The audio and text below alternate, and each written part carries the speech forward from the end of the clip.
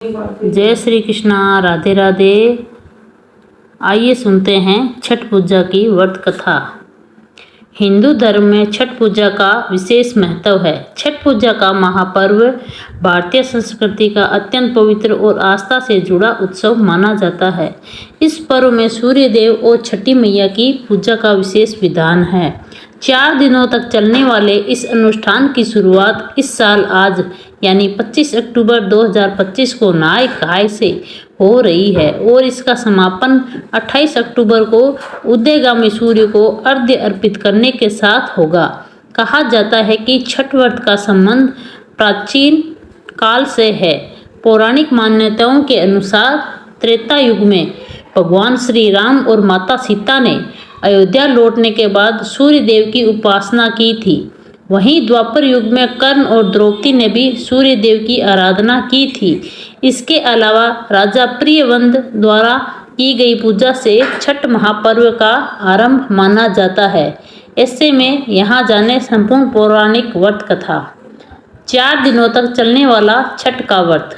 छठ पूजा की शुरुआत नहाय खाय से होती है, जिनमें व्रती स्नान कर पवित्र भोजन करते हैं और अगले दिन के व्रत की तैयारी करते हैं। दूसरे दिन यानी 26 अक्टूबर को खरना मनाया जाएगा। इस दिन व्रती पूरे दिन उपवास रखकर शाम को गुड़ की खीर और रोटी का प्रसाद ग्रहण करते हैं।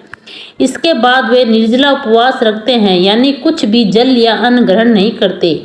तीसरे दिन 27 अक्टूबर को संध्या अर्घ्य दिया जाएगा, जब व्रती नदी, तालाब या घाट पर सूर्यास्त के समय अस्ताचलगामी सूर्य को अर्घ्य अर्पित करते हैं। अगले दिन 28 अक्टूबर को उगते सूर्य को अर्घ्य देकर व्रत का समापन किया जाता है। यही छठ पूजा का सबसे महत्वपूर्ण क्षण माना जाता है। इस दौरान महिलाएं और पुरुष दोनों सूर्य देव और छठी मैया से अपने परिवार की सुख समृद्धि की कामना करते हैं। छठ पूजा की पौराणिक कथा। छठ पूजा की एक पौराणिक कथा राजा प्रियव्रत और रानी मालिनी से संबंधित है। कहा जाता है कि राजा प्रियव्रत के कोई संतान नहीं थी, जिससे वे बहुत दुखी थे। संतान प्राप्ति के लिए उन्होंने अपनी पत्नी के साथ महर्षि कश्यप के मार्गदर्शन में यज्ञ किया। यज्ञ के बाद रानी ने खीर का प्रसाद ग्रहण किया और गर्भवती हुई, लेकिन दुर्भाग्यवश एक मृत पुत्र को जन्म दिया। इस दुख से व्याकुल होकर राजा प्रियव्रत ने अपने जीवन का अंत करने का निश्चय किया। तभी से उनके सामने एक दिव्य देवी प्रकट हुई, जिन्होंने कहा, मैं ब्रह्मा जी की पुत्री और सृष्टि की छठी शक्ति हूँ, इसलिए मुझे छठी देवी मैया कहा जाता है। देवी ने राजा से कहा कि यदि वे उनकी आराधना करेंगे और दूसरों को भी इसके लिए प्रेरित करेंगे तो उन्हें संतान सुख अवश्य मिलेगा। राजा प्रियव्रत ने कार्तिक माह की शुक्ल पक्ष की षष्ठी तिथि को देवी षष्ठी की विधिवत पूजा की। परिणाम स्वरूप उन्होंने एक पुत्र की प्राप्ति हुई। तभी से इस दिन छठी मैया की पूजा करने की परंपरा शुरू हो गई। बोलो छठी मैया की जय। भगवान राम और सीता ने भी की थी सूर्य देव की पूजा।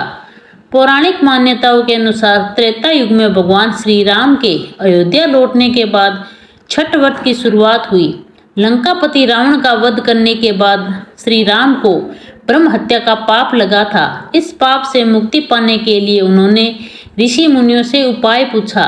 तब ऋषि मुगदल ने उन्हें कार्तिक षष्ठी के दिन सूर्य देव की आराधना करने का निर्देश दिया। श्री राम और माता सीता ने 6 दिनों तक मुगदल ऋषि के आश्रम में रहकर विधि विधान से सूर्य देव की पूजा की।